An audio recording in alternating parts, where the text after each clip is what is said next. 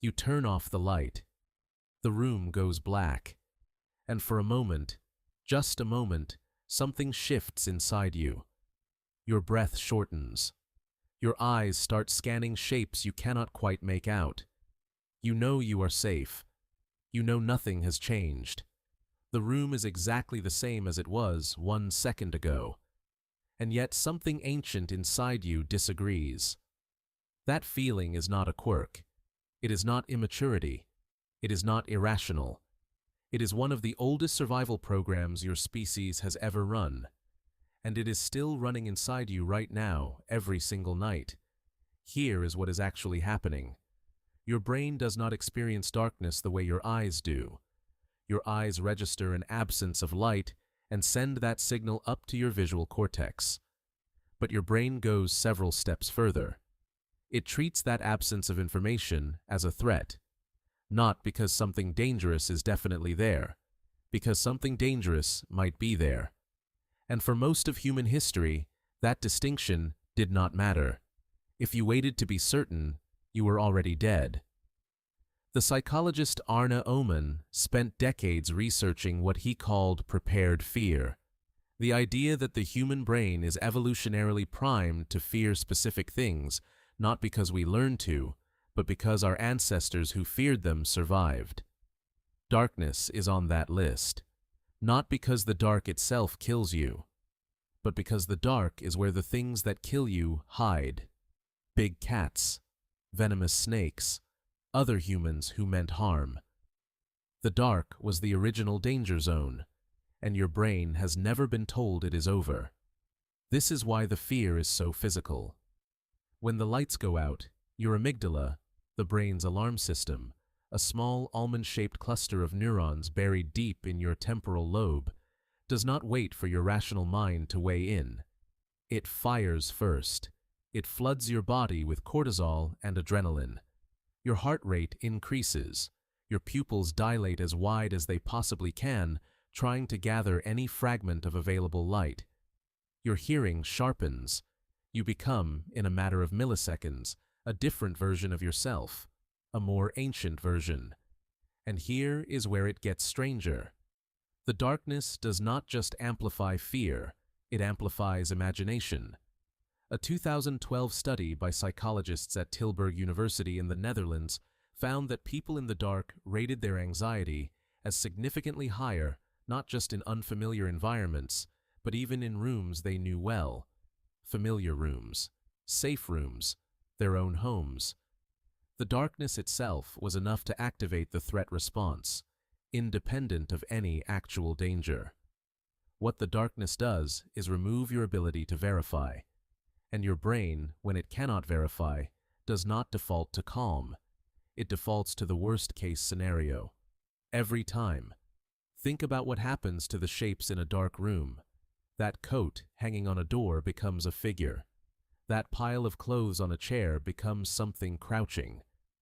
That shadow in the corner shifts just slightly when you look at it wrong. This is not your imagination failing you. This is your imagination doing exactly what it was designed to do, filling in missing information with the most plausible threat.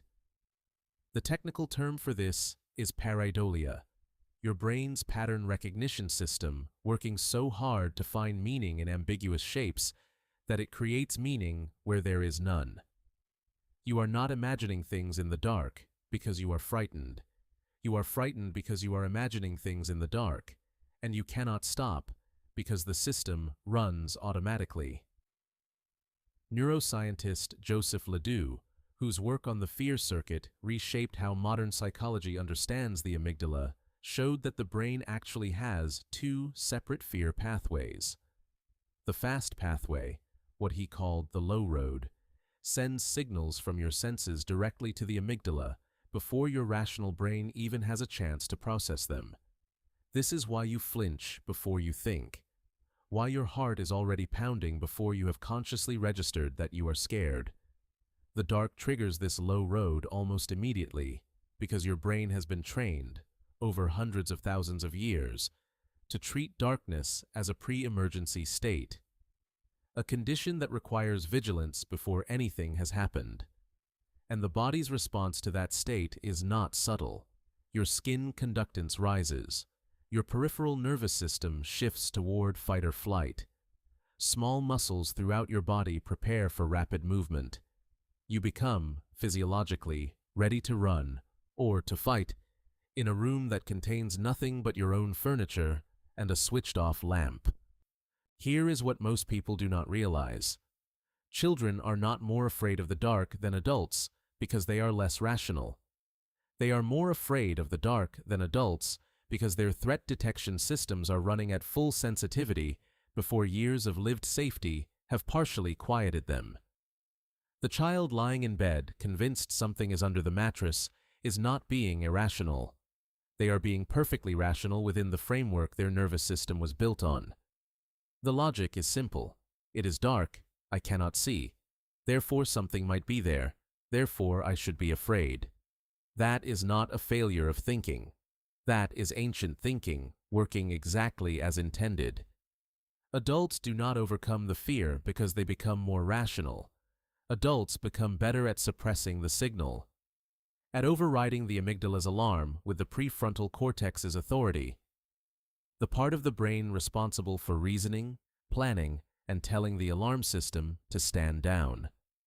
But the signal still fires. Ask any adult what happens in the seconds after they turn off the last light in the house and walk down a dark hallway. Ask them whether they speed up, just slightly. Most of them do. The rational mind says nothing is there. The ancient brain says move faster anyway. This is part of why darkness features so prominently in almost every culture's mythology of fear. Monsters live in the dark. Demons come at night.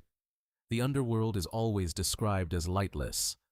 Horror films do not use darkness arbitrarily. They use it because it is the most efficient tool available for accessing the oldest fear your brain carries. No monster required. The dark alone is enough. Because the dark is not just an absence of light.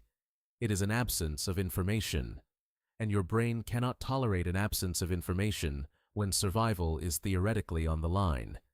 There is one more layer to this that almost no one talks about.